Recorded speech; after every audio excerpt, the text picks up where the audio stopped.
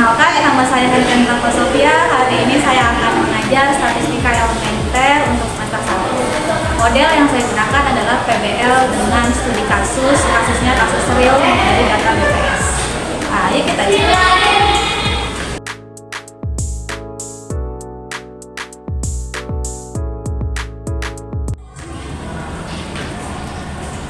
Assalamualaikum warahmatullahi wabarakatuh. Bismillahirrahmanirrahim. Assalamualaikum warahmatullahi wabarakatuh. Waalaikumsalam warahmatullahi wabarakatuh.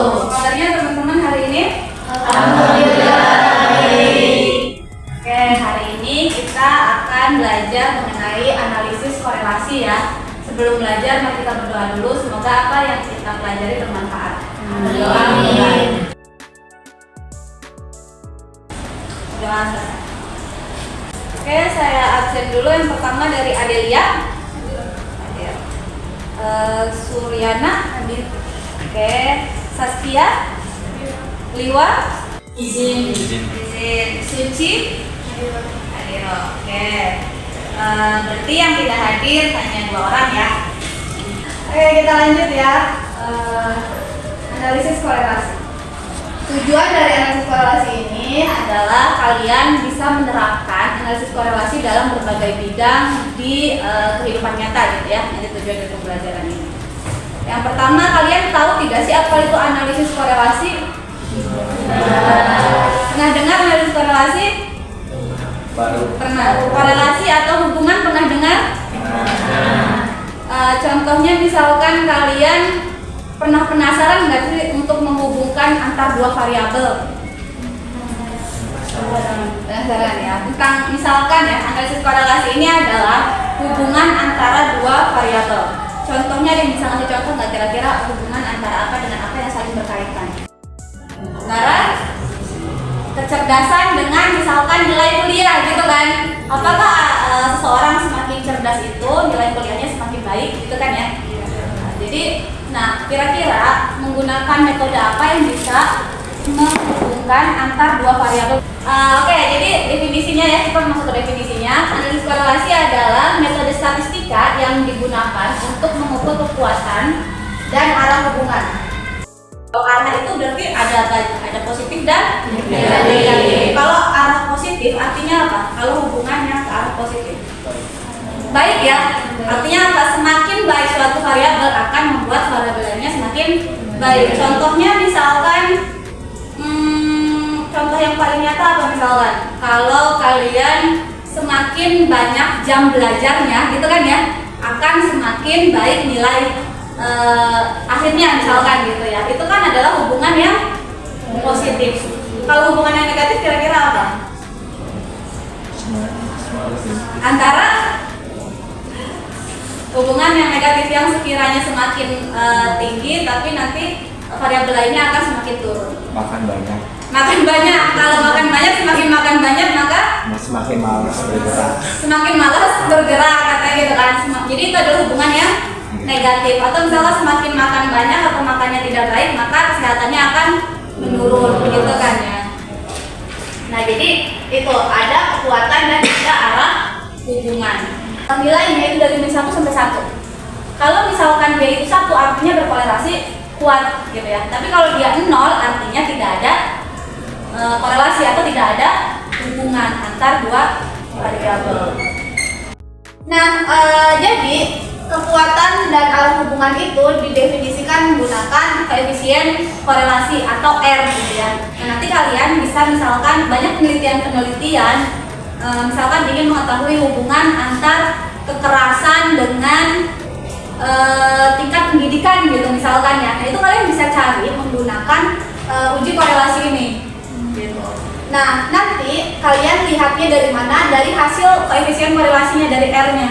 Kalau misalkan R-nya kalian dapat 0,9 artinya ada hubungan tidak antar 2 variabel. 0,9 ada ya?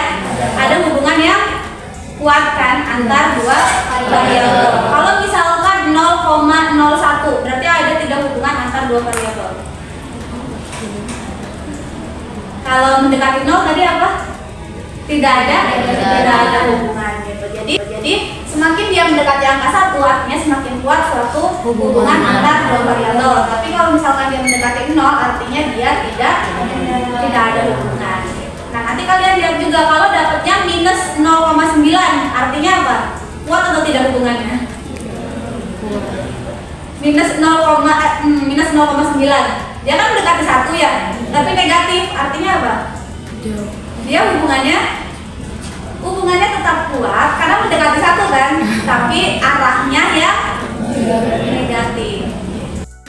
Dia ingin mengetahui apakah ada hubungan antara jumlah jam belajar mandiri dengan skor ujian. Nah, ini diambil untuk sampelnya sebanyak 8 siswa gitu ya. Nah, kemudian kita hitung menggunakan rumus uji korelasi persen. Tinggal dimasukin saja ke rumus. Nanti kalian buat tabel seperti ini.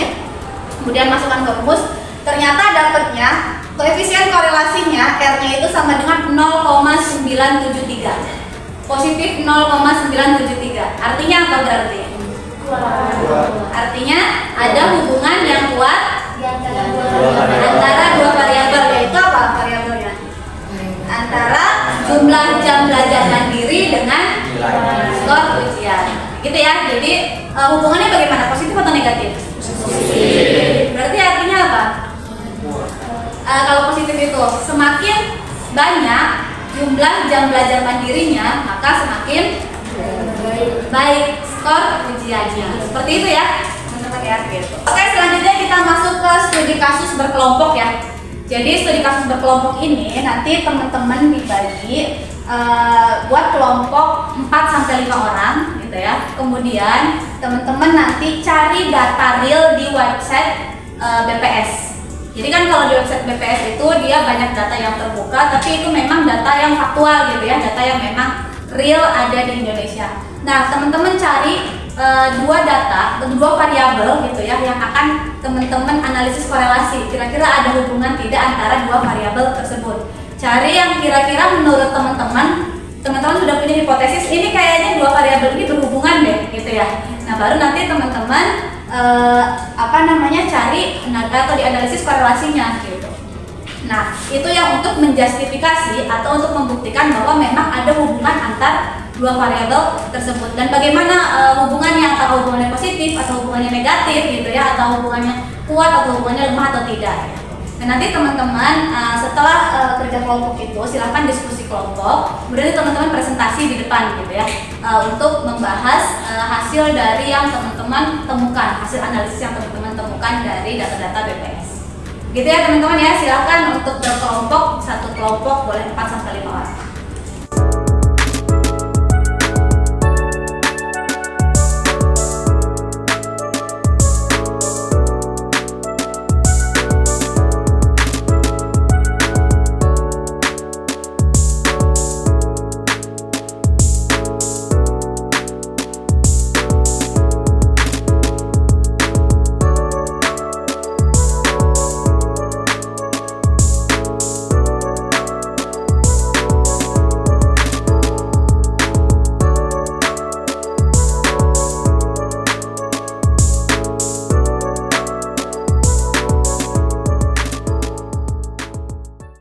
Nah, kalian sama kayak yang di contoh awal, ini tabelnya dulu misalkan, terus di sampingnya itu nanti ada R sama dengan apa gitu.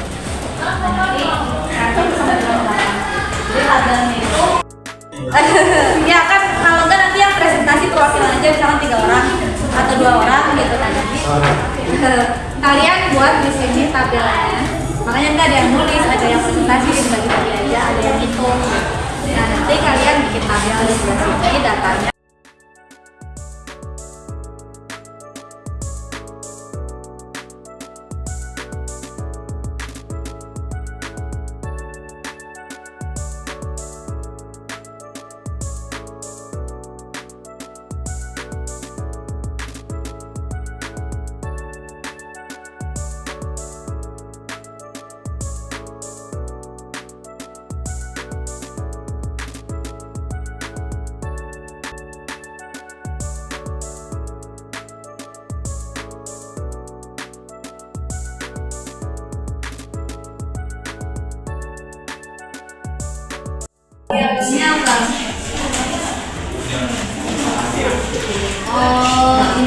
misalkan kalian mau ini ada daftar variabelnya, soalnya ini yang berarti menentukan antara bahasa. Oke, bagaimana teman-teman, sudah selesai ya? Sudah. Kemudian perwakilan untuk kelompok 1 silahkan perwakilan 3 orang untuk maju mempresentasikan hasil analisis korelasi yang sudah didiskusikan ya. Silahkan untuk kelompok 1. Oke, baik teman-teman, di sini kami akan mempresentasikan dengan judul kompilasi variabel pariwisata tahun 2013 sampai 2015. Dan ini ada daftarnya dari variabel pariwisata, kompilasi variabel pariwisata dari 2013 sampai 2015. Nah, untuk penyelesaiannya, X-nya itu kita jumlah wisman atau jumlah wisatawan mancanegara, dan Y-nya itu adalah devisa wisman. Itu kalau dibagi hasilnya adalah satu, yang dimana menunjukkan korelasi sempurna positif kekuatan di antara variabel X dan Y pada jumlah wisatawan mancanegara dan devisa yang akan dihasilkan pada tahun 2013-2014. Yaitu semakin sempurna jumlah mancanegaranya, maka devisanya akan meningkat atau akan baik gitu. Jadi lebih bagus ini sempurna, yaitu angka 1 hasilnya. Terima kasih. Kelompok 1 bisa dilihat di sini ya, bahwa antara jumlah wisatawan mancanegara dengan devisa itu memiliki kekuatan korelasi yang sempurna, yaitu 1 ya. Artinya semakin meningkat jumlah wisatawan mancanegara akan meningkatkan juga devisa gitu ya. Itu yang dimaksudkan. Oke teman-teman, kita tepuk tangan untuk kelompok 1 ya. Oke, selanjutnya kelompok 2 bagaimana, sudah selesai? Silakan untuk kelompok 2 nanti maju ya, perwakilan 3 orang. Silakan. Baik, kami akan menjelaskan indeks demokrasi di Indonesia terkait peran DPR dan partai politik. Baik, setelah kita masukkan inputnya, dapat kita lihat ini R-nya yaitu diperoleh 0,789, bahwa menjelaskan ada keterkaitan peran antara DPR dan partai politik. Terima kasih untuk kelompok 2. Hasilnya adalah bahwa terdapat karena di sini R-nya sama dengan 0,789 ya, berarti ada hubungan yang cukup kuat antara peran DPR dengan peran partai politik dalam variabel indeks demokrasi. Oke, terima kasih untuk kelompok 2. Kita tepuk tangan ya untuk kelompok 2 ya. Oke, baik teman-teman, setelah kita melihat presentasi dari kelima kelompok gitu ya, kita sudah melihat berbagai variabel yang kita analisis korelasi gitu ya. Ternyata ada hubungan tadi, ada beberapa variabel yang sangat menarik. Ada juga yang berkorelasi, ada juga yang tidak berkorelasi. Nah, dari semua rangkaian pembelajaran dan studi kasus yang sudah kalian kerjakan gitu ya, kira-kira apa yang bisa kalian simpulkan dari pembelajaran ini? Bu, kesimpulannya analisis korelasi itu untuk mengukur arah dan kekuatan hubungan antara dua variabel X maupun Y. Ya baik, terima kasih, bagus ya. Ada lagi selain itu kesimpulannya apa lagi dari analisis korelasi? Berarti koefisien korelasi itu nilainya antara -1 sampai 1. Oke, bagus sekali ya Fahri ya.